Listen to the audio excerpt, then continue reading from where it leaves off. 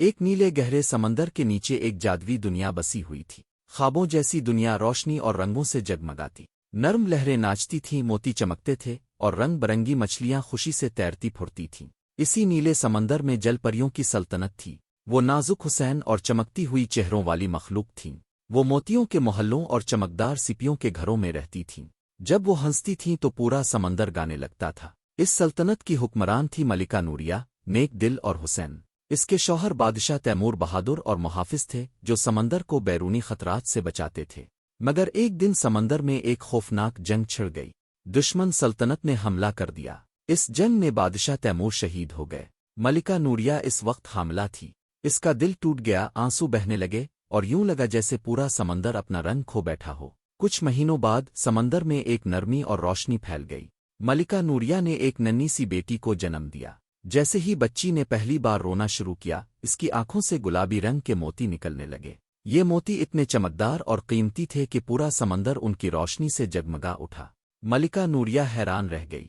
वो समझ गई कि इसकी बेटी आम नहीं बल्कि जादुई है। जल्द ही इसे अंदाजा हो गया कि इन मोतियों में ऐसी ताकत है जो जिसके पास हो वो बेइंतहा दौलत और ताकत हासिल कर सकता है। लेकिन नूरिया ने फैसला किया कि किसी को ये राज मालूम नहीं होना चाहिए। इसने अपनी वफादार खादमा ज़ारा को बुलाया और कहा, ज़ारा, मेरी बेटी की हिफाजत करना, कोई इसके मोतियों का राज न जाने। ज़ारा ने वदा किया, मगर उसके दिल में लालच जाग अल्फाटे।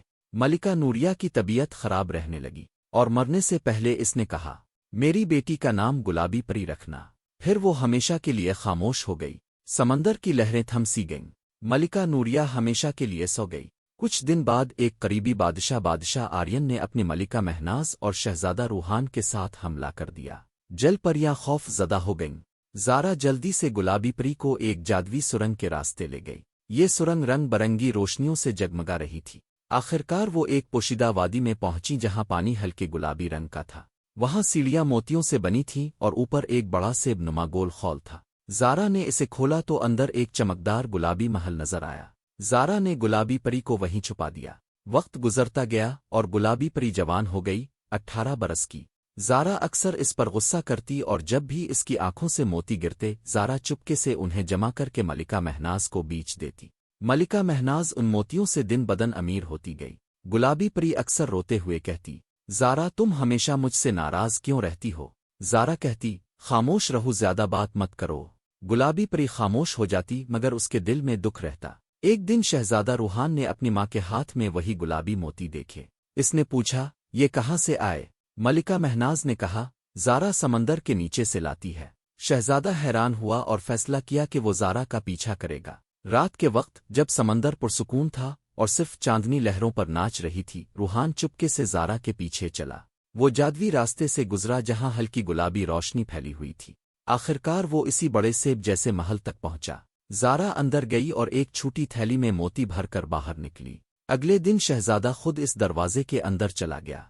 अंदर का मंजर ख्वाब जैसा था, नर्म रोशनी, तैरते हुए मोती और पानी में खुलते फूलों की खुशबू। महल के दरमियान एक हुसैन जलपरी बैठी थी। इसके लंबे बाल लहरों में झूम रहे थे और वो आहिस्ता आहिस्ता गुनगुना रही थी। इसके आंसू मोतियों की शक्ल में बह रहे थे, वही मोती जिन्हें शहजादे ने अपनी माँ के हाथ में देखा था। रूहान हैरत से करीब गया और नर्म लहजे में कहा, रो मत, ये आंसू तुम्हें नुकसान पहुंचा रहे हैं। गुलाबी परी चौंक गई। अब कौन है? मैं शहजादा रूहान हूँ, तुम्हें कोई नुकसान नहीं पहुंचाऊंगा। पहली बार गुलाबी परी ने किसी के चेहरे पर नरमी देखी। वो मुस्करा दी। रूहान ने फैसला किया कि वो गुलाबी परी को इस कैद से आज़ाद करेगा। वो दोनों जादुई सुरंग से गुजरे। रास्ते में रोशनी के पते चमकते जेलीफिश और फूलों जैसे कोरल तीर रहे थे। गुलाबी पहली बार समंदर का दूसरा हिस्सा देख रही थी। इसका दिल खुशी और खौफ दोनों से भरा हुआ था। मगर ज़ारा को जब खबर मिली तो वो गुस्से से पागल हो गई। इसने अपने जादुई ताकत से एक तूफान पैदा कर दिया। समंदर में बिजलियां चमकने लगें। ज़ारा ने रूहान पर हमला किया। गुलाबी परी चीख उठी, इसकी आंखों से तेज रोशनी वाले मोती बहने लगे। अचानक समंदर में एक रोशनी का गोला अलिफाबेरा और इसमें से मलिका नूरिया की रूह ज़ाहिर हुई। नूरिया ने बुलंद आवाज में कहा, ज़ारा, मैंने तुम्हें अपनी बेटी की हिफाजत के लिए चुना था और तुमने इसे अजियत दी। फिर इसने अपने हाथों से रोशनी की एक लड़ी बनाई जो ज़ारा के गले में लिपट गई। ज़ारा घबरा गई, सांस रुकने लगी और चंद लम्हों में वो समंदर की गहराई में डूब गई। मलिका नूरिया ने गुलाबी परी के सर पर हाथ रखा और कहा, میری بچی اب سب ختم ہو گیا ہے، تمہاری خوشی ہی میرا سکون ہے۔ یہ کہہ کر وہ روشنی میں تبدیل ہو کر غائب ہو گئی۔ روحان نے گلابی پری کا ہاتھ تھاما اور اسے اپنے محل لے گیا۔ وہ دونوں چمکتی راہوں سے گزرتے ہوئے بادشاہ آرین اور ملکہ مہناز کے سامنے پہنچے۔ روحان نے سب کچھ سچ سچ بیان کیا، نوریا کی قربانی، زارا کی لالچ اور گلابی پری کے جادوی آنسو جو سمندر میں روشنی پھیلاتے تھے۔ یہ سن کر بادشاہ اور ملکہ کی آنکھیں نم ہو گئیں۔ انہوں نے کہا، بیٹی، آج سے تم صرف جل پری نہیں بلکہ ہماری سلطنت کی شہزادی ہو۔ پورا سمندر خوشی سے جھوم الفاٹے، ستارہ مچھلیوں نے پھول برسائے، گھوڑا مچھلیوں نے تبل بجائے اور پانی کے رنگ اور زیادہ چمکدار ہو گئے۔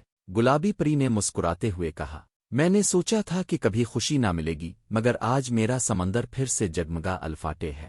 اور یوں گلابی پری کی زندگی روشنی، محبت اور خوشیوں سے بھر گئی۔